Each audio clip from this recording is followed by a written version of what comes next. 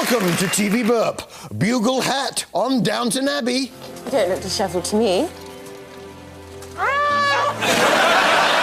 Waving falcon on Autumn Watch. Only one juvenile remains. Hiya.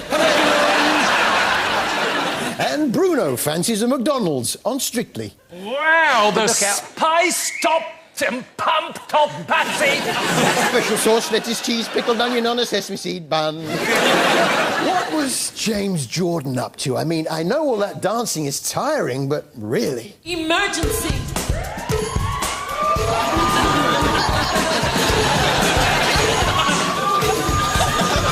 Get back out there!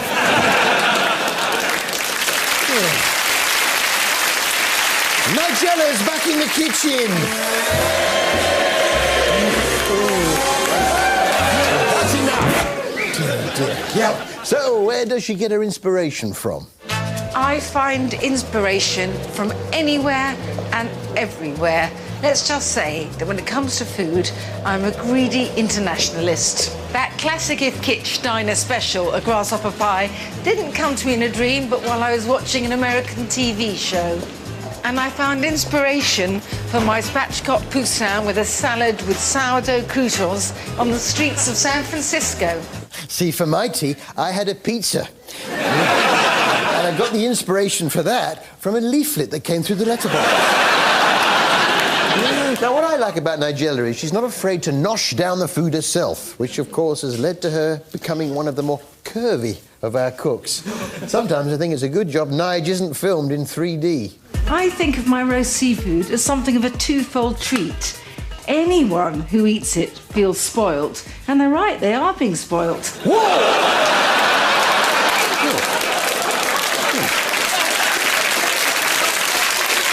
Take someone's eye out. Oh, yeah, Nigella knows that sex sells, and for this series, she's ramped up the innuendos. Yeah, it's Nigella's Innuendo Countdown. Act 10. Oh, look at these gorgeous golden globules. Number 9. They aren't quite as bouncy and proud. Down 2 places to number 8. Doesn't really matter if some of that purple-red juice seeps into the cream. A non-mover at 7. The lamb has left some luscious juices behind. I'm going to add a knob of butter. At 6. It's a very artistic package you have there, if you don't mind my saying so. Straight in at number 5. The base is quite thick. At 4. Underneath will be a hint of inner thigh wibble. Down 4 at 3. Not going in for full frontal guacamole. Straight in at number 2. I'm glad you like my pajamas. You want to come again? And at number 1. I'm going in. Take girl! I have that as well. Oh, you! Yeah, I got off. Mum's Christmas present. I'll tell you what, it's great to see Christine Blakely on ITV1, though, isn't it? Not just on Daybreak, where the sexual chemistry between her and Adrian Childs fizzes and crackles like bacon. No, I think she's doing a great job demonstrating the games on the cube. Aperture. Clemina. You must deposit 25 balls into the target box. You have 20 seconds, and they will have to pass through the hole, which is only slightly bigger than the ball. Yeah, nice job, Christine. Hang on, just looking at the cube there, I'm not sure it's actually a cube. For it to be a cube, it has to have all sides of equal length. Let's just measure that. Game 1 is worth £1,000. It's too tall. It's not a cube. Technically, it's a form of rectangular cuboid. For £1,000, Paul, enter the cube. It's not a cube. Paul, enter the cube. It's not a cube. The question is, could you beat the cube? It's not a cube. It's a rectangular cuboid. I just pointed it out. The problem I have with the rectangular cuboid is every time Philip tells them what they've won and they show it, the same thing happens to me. Do you know what's going to make you feel slightly better? Tell me. £10,000. Yeah.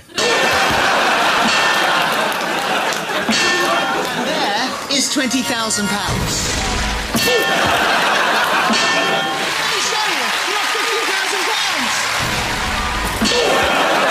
That's enough! You have everyone beside you here. We all want you to do it. Every single person in here wants you to walk away with £100,000. I don't. Have you got what it takes to beat the cube? It's not a cube! Please stop! All right, it's a cube! It's a cube! Oh.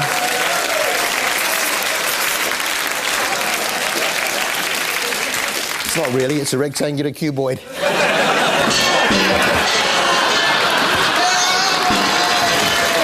The cube instructs you to stop. Leave Mr. Harry alone. Oh, thanks, Christine. That's okay, Harry. It is a cube.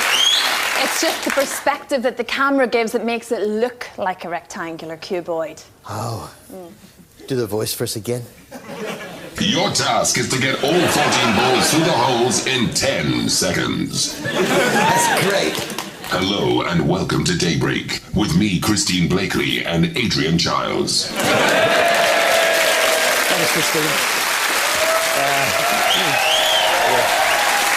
EastEnders now, and last week we celebrated the return of the traditional Cockney ceremony of the bush push, where a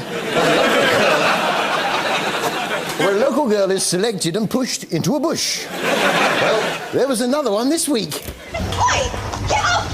Get off me! Bush push! Although you were just a little bit short of the bush. Billy welcomed an old friend who was clearly pleased to see him. All right, fair enough, your loss. Look, I've got to go, someone's at the door. Hello, Skid Mark. Not sure how he got that nickname. Presumably something to do with a patch of ice where he made a skid and left a mark. Either that or he failed to wipe properly before pulling up his pants. Before long, the old photos came out, and funny how a photo can spark memories, isn't it? Look at you, the only one not looking at the camera. And there's me, hiding at the back as usual, wishing I wasn't there. There's Gillian Hodge, Graham Ash, Danny Bilson.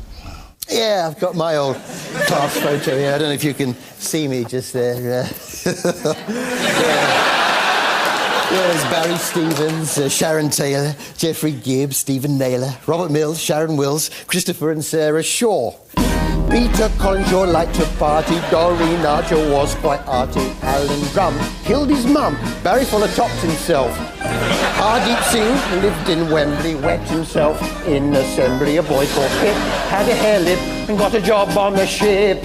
Stephen Herb went up a mountain, I gave his sister a sherbet fountain. Elizabeth was quite rough. John Hawtrey got her up the duff. Henry Bartram liked to grapple, hit me in the face with his toffee apple. Jeffrey Hyde was quite snide, did a wee on the slide.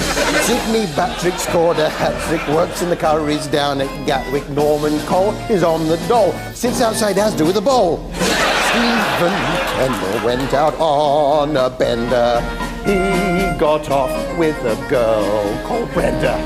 Come to think of it, I didn't like any of them much, and I'm glad that we didn't keep in touch. Yeah, that's my class photo anyway. Yeah. We've got to have a system. But the big news on the square was the death of Billy Jackson, and at times like this, people turn to God. And little Tiffany had a question for the vicar. Is God the same as Santa? No, I wouldn't say that. If they were to have a fight, who would win, God or Santa?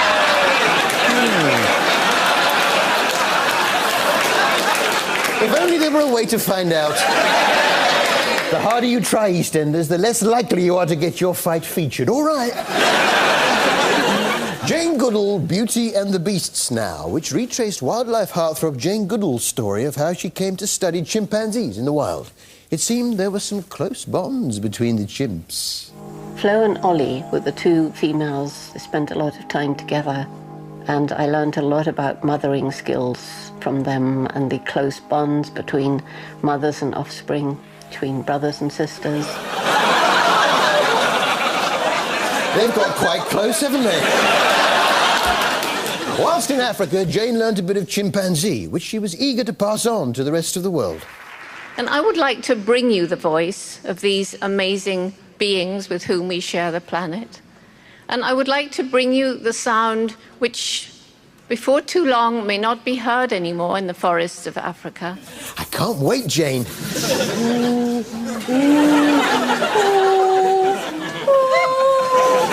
Vienna!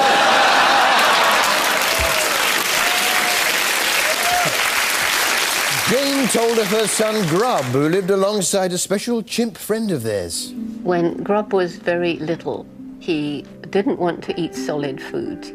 At the time, the chimp Goblin was about the same age, and Goblin always was covered with straw and earth and banana all over himself, so he became known as Goblin Grub. And so Grub became known as Grublin Gob. That was his original name. Now, I like Goblin Grub and I like Grublin Gob, but which is better? There's only one way to find out. See you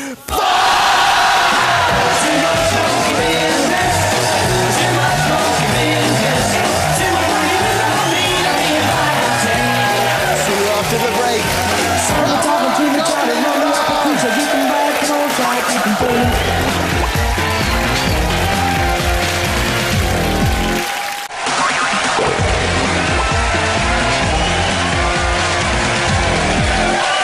Welcome back to TV Burp. Bad breath outbreak on Downton Abbey. Blimey, that's a thought. Unless, of course, she's a spy herself. Boy can't get hat on his head on EastEnders. And a man in training for Hole in the Wall on Casualty. Bring on the wall! Let's just see what's going on Loose Women. Joy hasn't contributed much at all. I've given 150%. I don't understand why you brazenly accused her. To anything. Of course not. This was The Apprentice.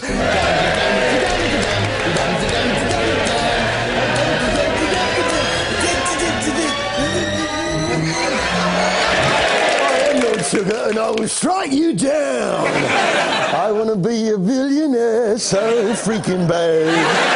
You're fired! Yes, and all the candidates were called to Heathrow Airport to be given their tasks. Nick was there, Karen was there, but where was Lord Sugar? Here to greet the teams, Nick, Karen, and via video link, Lord Sugar. Good morning. Sorry I can't be with you. I've got some pressing business to deal with. Yeah. It's a robot, Alan Sugar. It's the Suginator.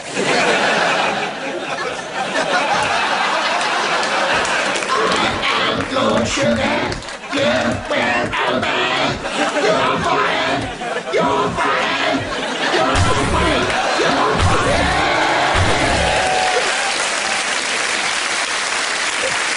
Yeah. It's the Suginator. A bit like the Terminator, a bit like the Regenator, but more like the Suginator. So the task was to come up with a new accessory that might be useful on the beach. Well, lads? Applying sun cream. I have so much trouble trying to put it on my back. Can you imagine, like, some long hand or something, put some cream on that? It's called a wife, Chris. Or a civil partner, of course. Or in some cases, your mum. What about the girls? I'm sure people come into your store and say, oh, have you got this and have you got that? Have you got some sort of stand I can put my book on? No. Although what I would like on the beach is a stand to put my calipo in. You know, when you're halfway through your calipo and you can't put it down because all the lovely juice will run out. So the girls press on with their easy-to-assemble bookies. Called the Bookies, the girls' product is light, portable, Plastic. and comes in 8 separate pieces.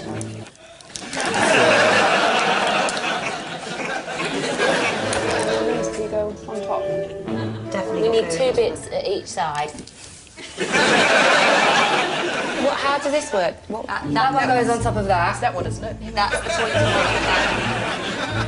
Yeah, and then it sits in the sand like on that. Right. Have you done it the right way? Is it meant to be higher? There it is.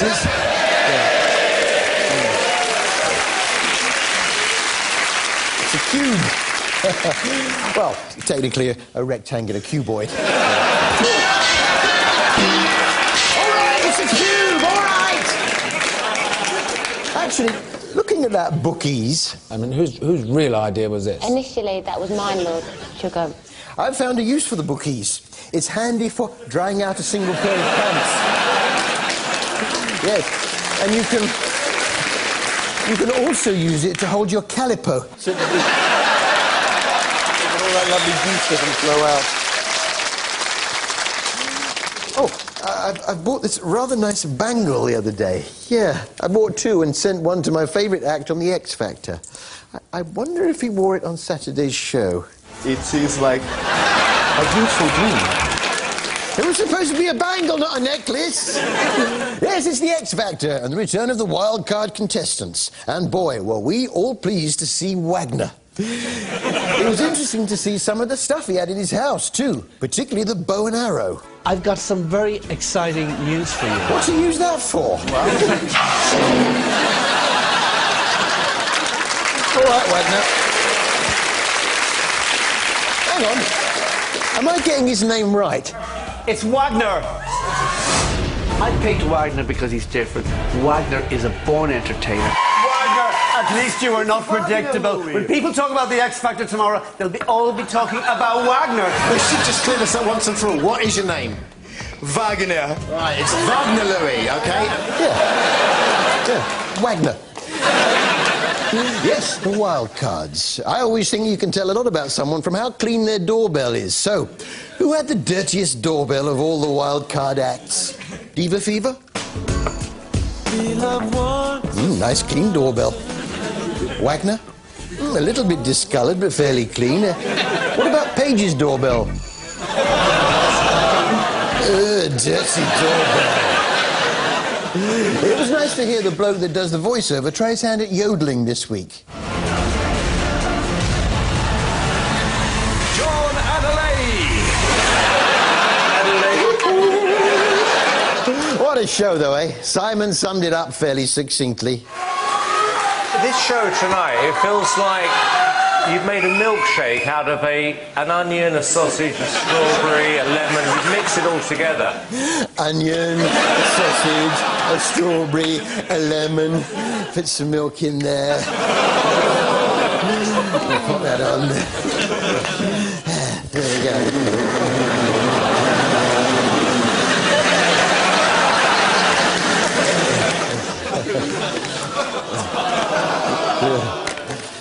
Oh, that's a product in there. Nice and lumpy.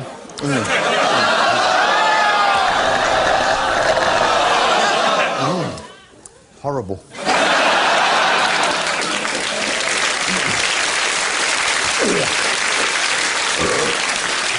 Actually, all this week I've been thinking about using my wild card and bringing back someone to TV Burp that I've been missing.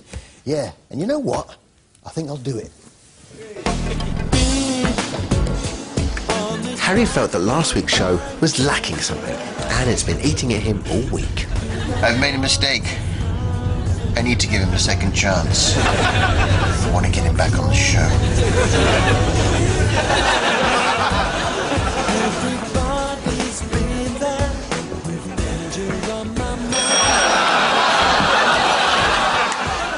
Nitty, I'm playing a wild card.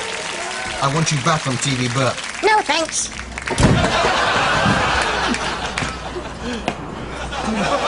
And Harry, I will get my revenge. I will destroy him, and you will help, won't you, Winston? Yes, Master.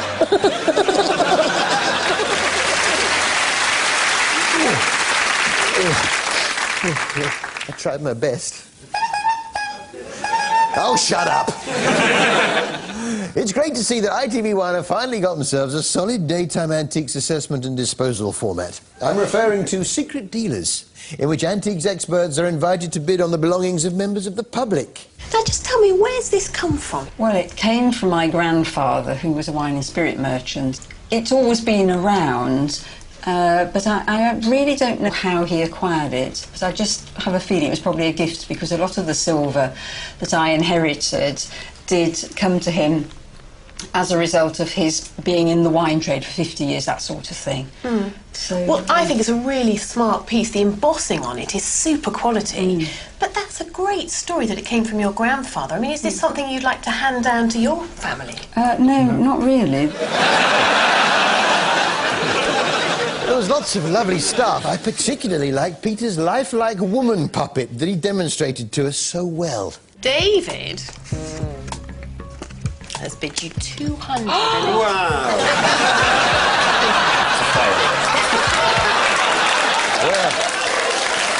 Yeah, it's a good act, that.